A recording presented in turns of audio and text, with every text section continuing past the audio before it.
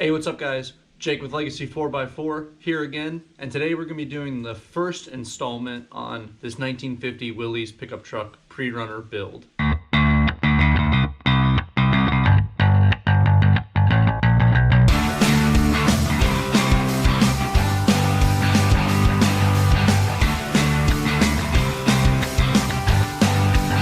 What we're going to be doing is we're going to start with building the subframe for the motor section and the lower subframe that the entire chassis of the vehicle is going to ride on.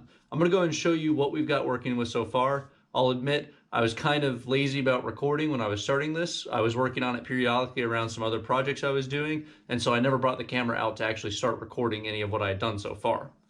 I'm not very far into it though, so let me go ahead and catch you guys up on where I'm at.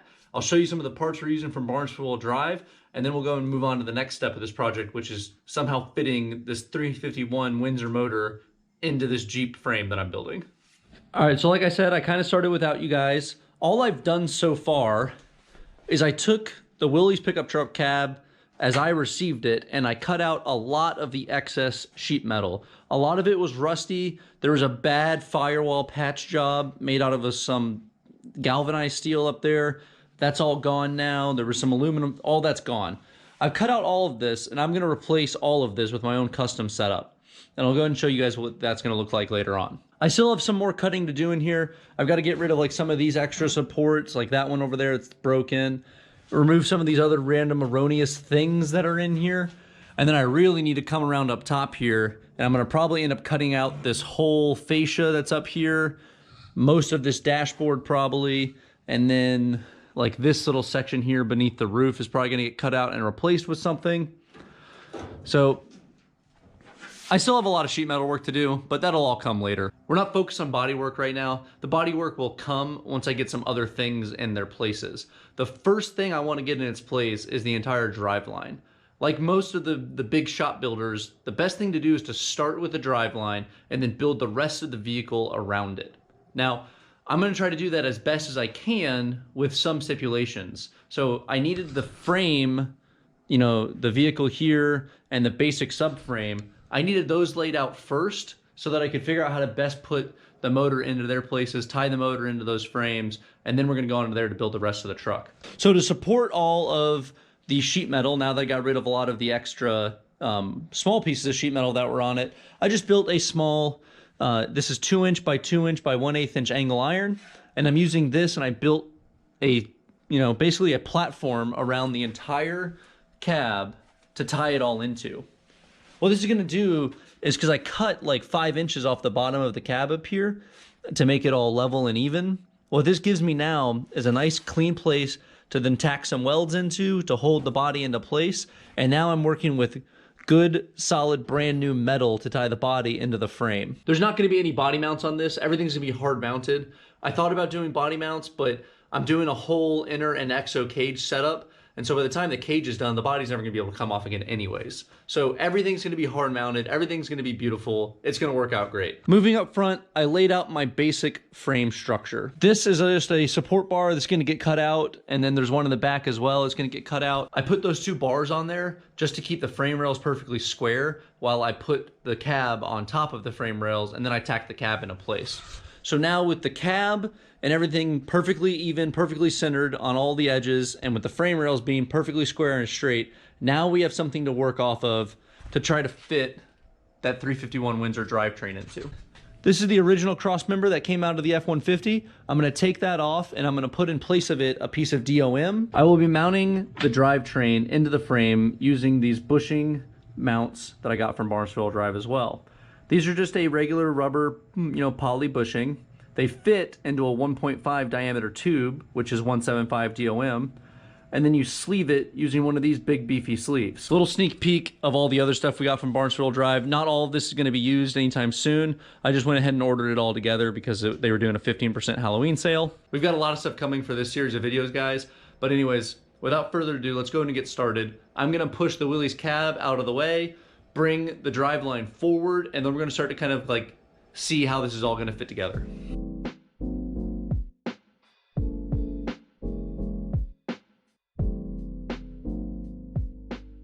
All right, so we generally have the motor, transmission, and transfer case in their approximate locations. quick update on that, and then I'll show you how we're gonna mount them. There's the motor and the drivetrain and all that kind of stuff. You can see that I just notched my little frame from earlier. I notched that a little bit on both sides to fit it perfectly. This will be evened up in there once I get the mounts made. I just placed it in there so I could like generally see where it was all gonna fit. I'm gonna have the bell housing, the center of it, like the center of the bolts, is gonna be lined up perfectly with the edge of the firewall right here. I'm not worried about accessing my bell housing bolts because this is gonna get a large removable transmission tunnel in this section here. And then I'm gonna build like the floor is gonna go from an angle to here, kind of straight back to this section there-ish to give the passenger compartment. That's all gonna come much, much later. Right now, we're doing motor mounts. I ripped off the original motor mounts that bolted into the block. This is what one of them looks like here. These used to bolt straight in the block like so, and then on the back side, as you can see there, it used to have a poly rubber bushing thing glued onto it and bolted down. I ripped out the bolts and I got most of the bushing out, but now we're gonna clean those out all the way, make them completely bare metal, and then we're gonna use them to mount a piece of 1.75 DOM to. We'll be using some of this scrap DOM that I have down here. Again, remember, we're trying to keep the budget of this Jeep as cheap as I possibly can. So I'm gonna reuse as much as I can from this original F-150 to make this Jeep work. The idea is I'll weld on a piece of DOM perfectly centered on this right here, part of that DOM, and I'll notch out the end of the DOM, and then the DOM is gonna tie into those little mounts that are gonna be on this frame rail there. Pretty simple. For the front motor mounts, the transmission is gonna have a very similar idea that we'll get to in a little bit. For now, I'm gonna take a wire wheel and I'm gonna clean the shit out of these things, and I'm gonna prep these to put on some DOM.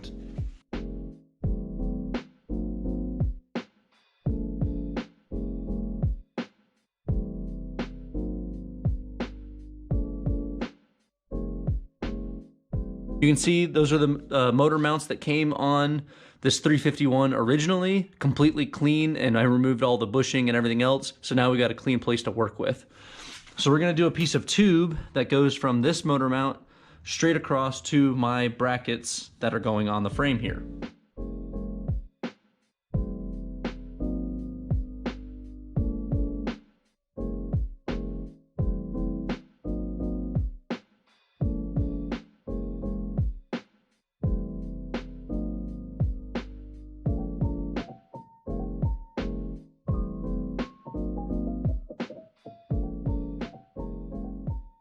So let me go ahead and show you guys what the final product of this looks like, and then we'll talk about what's coming next. So down in here, we have the transmission mount. It's just a piece of 175 DOM and a piece of 1/8 inch with some bent brackets that bend around the DOM and mount in. These brackets are fully welded on both sides to the tube and fully welded on both sides to its 1/8 inch plate. The plate has 2 holes in it to fit the 2 holes that mount the transmission from Ford. On the ends, we just use some 3/16 steel plate, and we're using that with 2 holes cut into it, and then mounting with the right width for these bushings. We got 2 bushings, one on each side, as you can see there. These bushings are from Barnes 4-wheel drive. They come perfect to fit any inner diameter of 1.5 inch tube. So this is 175 1/8 inch wall. And then there's a sleeve that goes into them, as you guys saw, that a 9/16 bolt fit through. So you can see like that. Super simple. I reused the bolts to mount the transmission to the cross member, and then just put those together like that. Moving up front here, we've got the same bushings from Barnes 4-wheel drive on both of the motor mounts. These motor mounts are identical, and they're in the exact same location on the frame on each side. I reused the stock motor mounts that came on this 351. I just removed the original rubber bushing, and then I welded a piece of DOM into the back of it, completely all the way around the DOM on both sides, and then tacked it right there at the front. And they're the same on both sides, so they're exactly even. And then just shot it down to the bushing like so. Ran the bushing with the 9/16 bolts, too easy. The transfer case obviously will not clear that cross member. That was kind of a design flaw.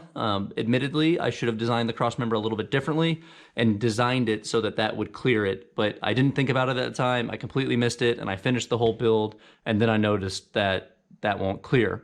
So clock it downwards, actually, about 4.5 inches to clear this cross member here, and to also give me more cab space for the driver on the inside. The biggest downside is As we were just talking about ground clearance, you can see the transfer case currently clears, or almost completely clears, the frame rails. When I clock it, the transfer case itself is going to come down about 4.5 inches as well. So I'm going to probably do 2 skid plates, one for the transmission and the motor, and then a separate skid plate that's going to cover just and protect just the transfer case itself. So that's going to kind of suck, because that means I'm essentially accepting that I'm going to have an anchor in the center of this vehicle where the transfer case is.